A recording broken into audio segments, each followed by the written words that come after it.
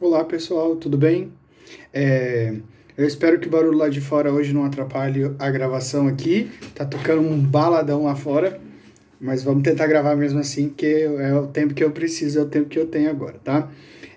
Para essa aula do Vygotsky, a gente estava entrando, né? A gente já viu bastante o fator teórico e a base histórica do trabalho do Vygotsky. E agora a gente vai entrar em alguns conceitos importantes para compreender o próprio processo da aprendizagem, né?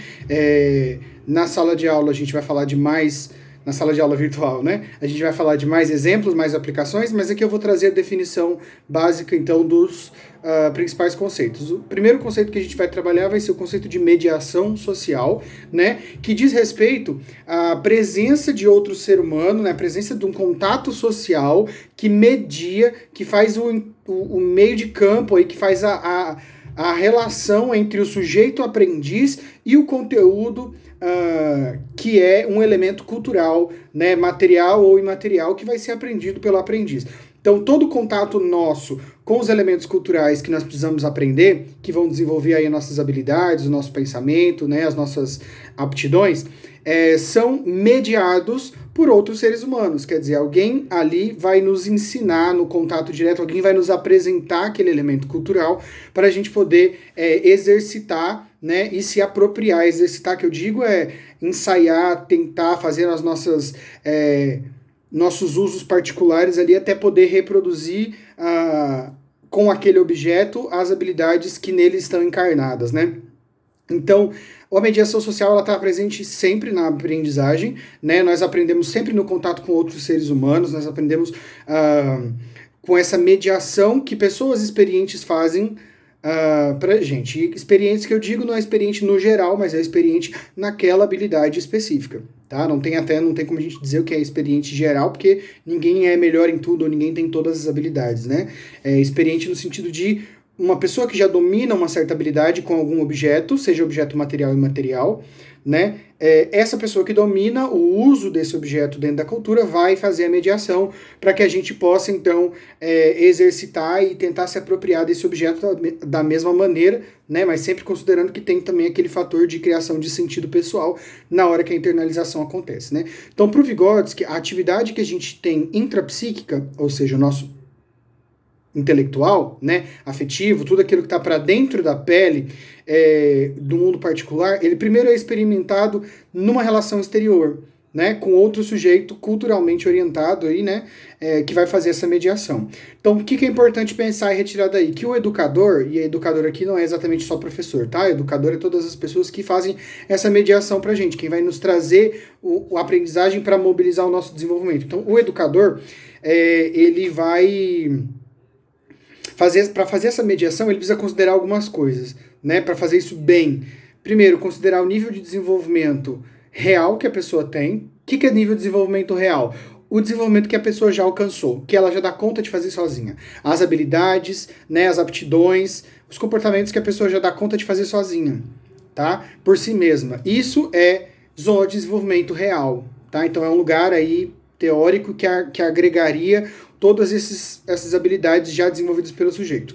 Conhecendo isso, o próprio educador vai tá mais em possibilidade de conhecer qual será o próximo passo, né? Ou aquilo que está ali circundando essa zona de desenvolvimento real, que a gente vai chamar de zona de desenvolvimento iminente, porque está na iminência de ser aprendido pelo sujeito. Então, já o desenvolvimento iminente são aquelas habilidades que o sujeito até dá conta de fazer, mas com a ajuda de um mediador social. Então, não são atividades que estão muito longe do desenvolvimento real, né? São atividades que estão ali iminentes, próximas ao desenvolvimento real, tá?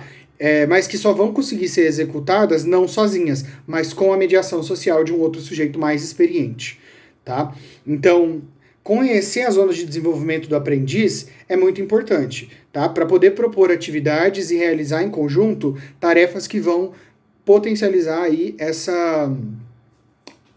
esse desenvolvimento, tá? Para que ele alcance um novo patamar, né? Para que amplie o horizonte do desenvolvimento real.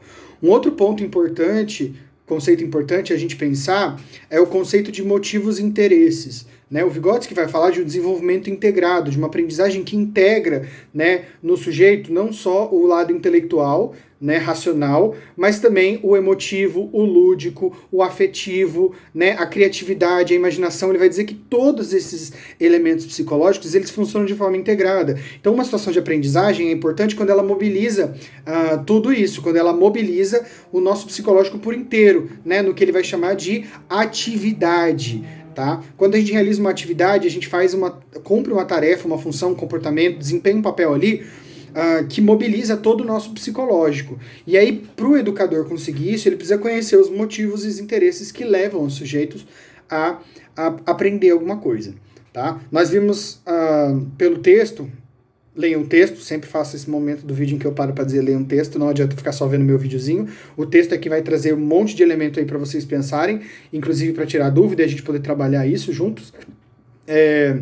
Então, os motivos e os interesses, eles vêm com o sujeito, né? O sujeito não é uma folha em branco que aparece lá na sala de aula, que aparece no seu consultório, que aparece para você sem nenhuma experiência prévia. Ele já vem com muitos interesses construídos, né?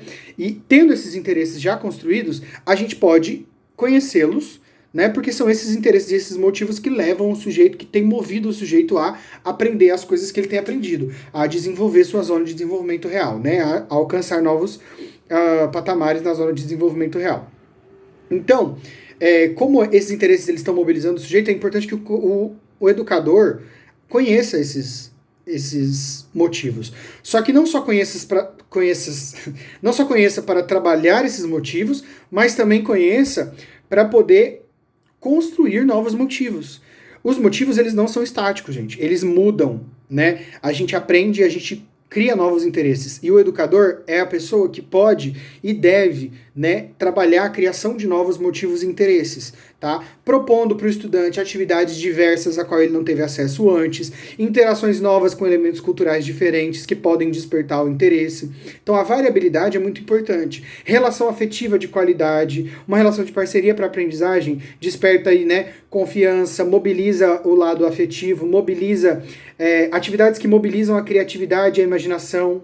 Né? A gente até falou na aula sobre a gente poder usar, por exemplo, a criatividade e a imaginação em situações de aprendizagem como a alfabetização, né? Que a gente tende a pensar como um processo tão técnico, racional, né? Decora as letras, faz certinho qual que é a letra na ordem, e a gente já começa a brigar com a criança se ela erra a letra ou se ela esquece uma letra. E por outro lado, o desenho não, né? O desenho é aquela atividade que a gente deixa a criança livre, e aí ela vai fazendo, botando seu motivo, seu interesse na folha, desenha o que ela tem vontade. A escrita não, a escrita a gente quer que ela escreva o que a gente mandou, mas a gente não deixa ela escrever livremente, do jeito que ela consegue. A gente começa a julgar se tá certo, se tá errado, né? Que letra que vai a quê, a gente quer que ela escreva uma coisa arbitrária que nós inventamos. Então a gente ignora os motivos e interesses, e isso traz muita dificuldade, muitas vezes, para o sujeito se aproximar do objetivo daquela habilidade, né? Lembrando que o objetivo é o caráter final constituído socialmente para as nossas habilidades, né? E o motivo é aquilo que é pessoal, que nós trazemos, que nos move em direção a essa habilidade.